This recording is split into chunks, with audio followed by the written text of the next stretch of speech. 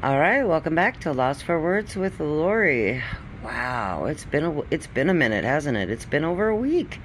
It's early morning, Monday morning. It's late Sunday night, and that's what happens when you take a nap in the middle of the day, and then you can't go to bed at your normal given time. I tried. To be fair, I did. I tried to go to bed at curfew, and I tossed and turned, and then I needed coffee and a smoke, and I got up, and sure shit, it's 2 a.m., and your heroine is awake.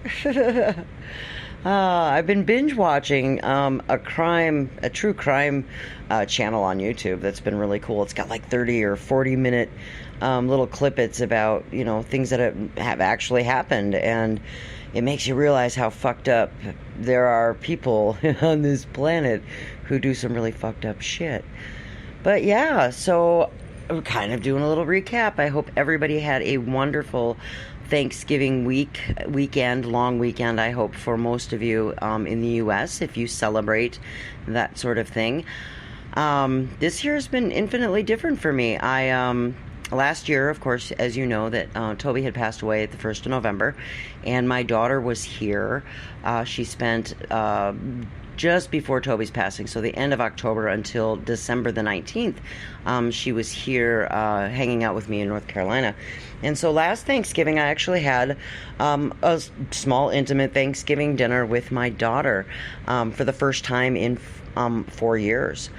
So that was really kind of nice for us to be able to have that time together.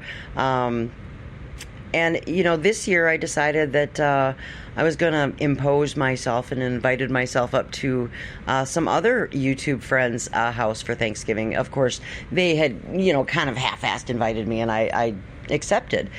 So I went up and hung out with them for a couple of days and had some amazing food and some good fellowship.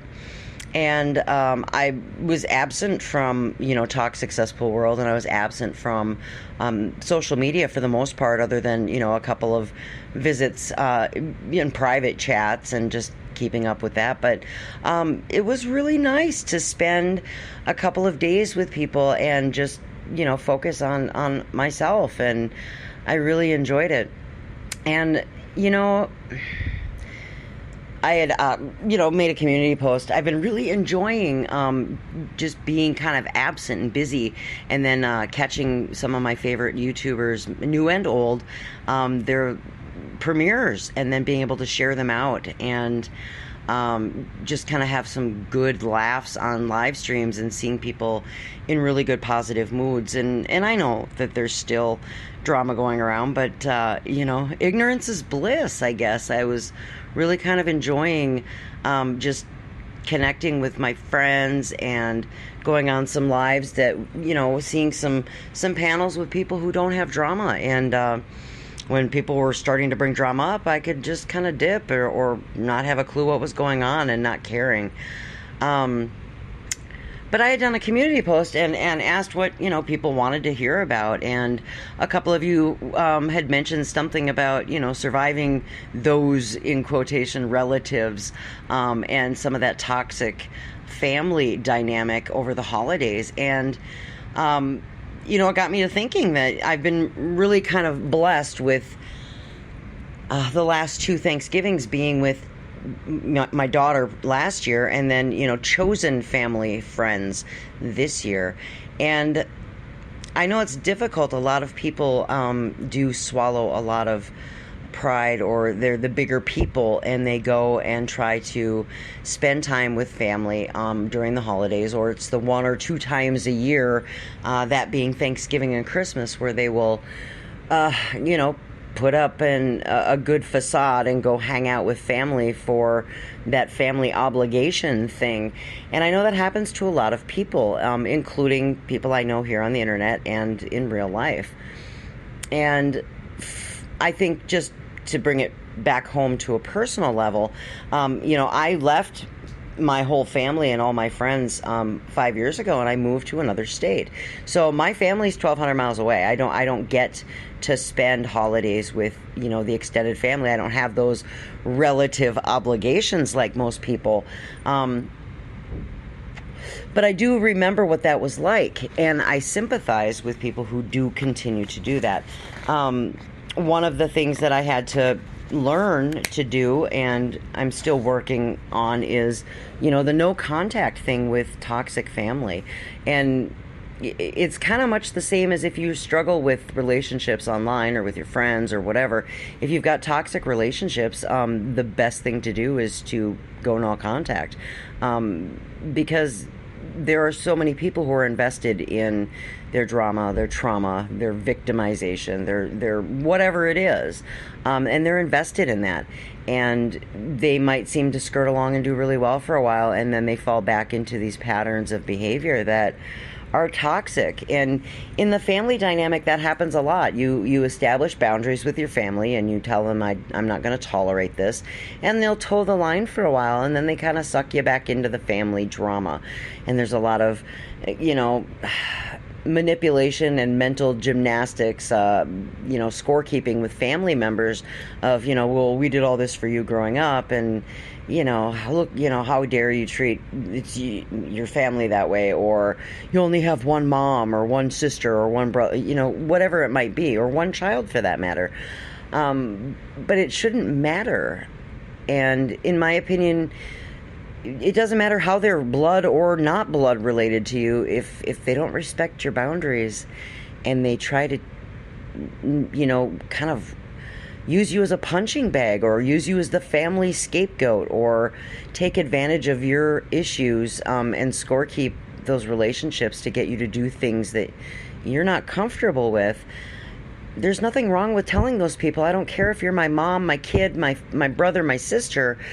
There's nothing wrong with telling them that these are my boundaries and you need to respect them. I'm my own person. I'm not obligated to be responsible for your feelings about things. And I know a lot of people struggle with that in a family dynamic, because I see it happening in Toxic Cesspool World with a friend dynamic all the time. And those things aren't easy to do with your friends, let alone your family. Being able to love yourself enough to stand up for yourself and say, these are my expectations, and be as transparent as you can. And with your relatives, your kids, your friends, no matter who it is. I had to do that very same thing with my family. They kept on browbeating me about mistakes I made a long time ago, and how long are they going to hold it over my head before they get over it? It was a contentious point of bringing up the past that I had already apologized for. I had already attempted to extend the olive branch to, and they were just so invested in being angry about things that happened a long time ago. And I'm sorry, but given the events of what have happened in my life in the last year, and losing the love of my life, life's too short for all that anger. Life is too short for all of that regret, that kind of energy being put into being mad about things. And part of that journey of becoming the best version of yourself doesn't mean that I have to forgive anybody. It doesn't mean that I have to forget. It means that I need to put it in its proper place of where it matters to me, and make decisions about my own life that serve me. And that doesn't mean that I'm a bad person. It doesn't mean I'm a narcissist or I'm self-centered or selfish. It means that I've taken a look at my own things. I've decided and prioritized what was important in my life, and decided to go ahead and do those things for me. And everybody seemed to have an opinion about it. And that's fine. Everybody could have an opinion about it. But at the end of the day, it doesn't matter what they think. It matters what I do to fulfill myself, to make my life as comfortable and happy, to achieve the goals that I want in life. I'm not living my life for my family members that want to control or tell me what they think I should do. That's great. You can tell me what you think I should do all day long. But at the end of the day, what makes you happy doesn't make me happy. My goals and my ambitions and the things that I like are different than yours. So why can't I just be an adult and do what I do and have my family support that. I mean, that's my attitude about it. But it's difficult when you have to try to survive those situations where you have to just get along with people who don't like you or don't approve of what you're doing or have an opinion or think it's really important to gossip with your other family members about the way you live your life.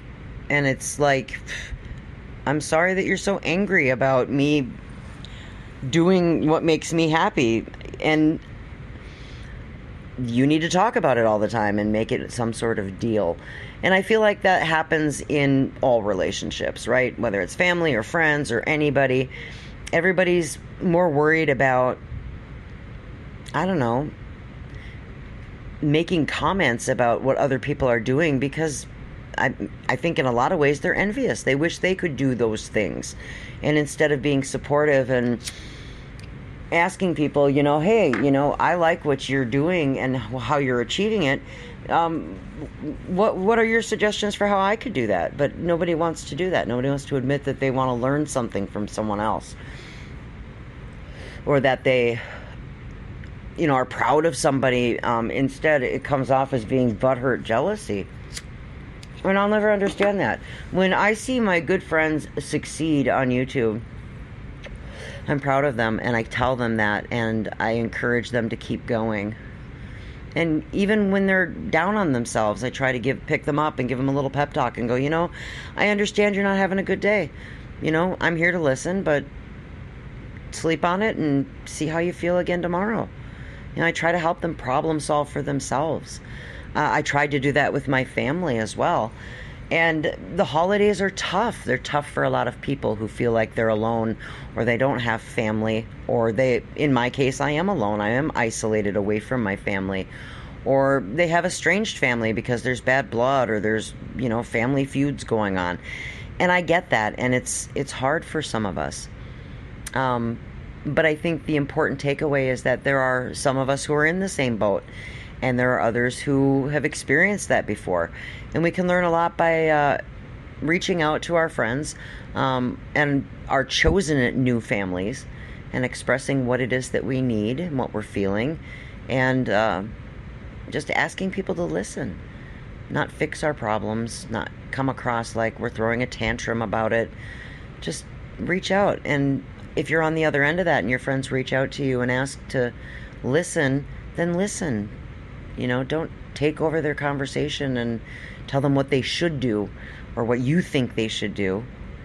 Because, a lot of us, that's what we've been dealing with our whole lives with our families. You should do this, and I'm so disappointed. I mean, your parents always wanted a doctor or a lawyer, right? Not a YouTube content creator. But there are those of us who are really proud of what you do, and we appreciate what you do. And those are the people that you should allow to encourage you. Don't stop doing what you do. Don't care what other people think. If that's what you choose to do, then it's okay to do that. Be good to yourself. Be true to yourself. But as always, I get off on a tangent and start to ramble. I know that right now the holidays are tough for a lot of people. And we don't talk enough about connecting with the right people and having safe spaces to talk about the things that bother us without worrying about people screenshotting your stuff or needing receipts or any of that garbage that goes on in social media. And I know that a lot of us who've moved away from family or are pretty much estranged from family use social media as a way to connect with people. We have to be responsible about how we connect with people on social media just as much as we would with our family, to avoid all the little family feuds, so to speak, that seem to be going on around us. I gratefully have had some great experiences with a lot of people in social media and have reached out and have made some really good friends that respect my boundaries, who understand that I don't care about drama and toxic cesspool world. And I know there are people out there that don't like me. And that's a them problem. I don't care. And you don't have to either. Stay close to the ones that do like you. Conduct yourself in a way that speaks highly of your character, and be proud of what you're doing and accomplishing. You're human. You're going to make mistakes. Be authentic when you apologize. Don't repeat the behavior, and just keep it moving. I'm very proud of a lot of you for doing and succeeding and learning and continuing to work on being the best versions of yourselves. And I know it doesn't come without heartache, and I know it doesn't come without setbacks, and I know it doesn't come without feeling isolated and lonely. But just remember, you are enough. I love you. Try again tomorrow. And just wash your fucking hands and be a good human. Have a great night, you guys. I love you all.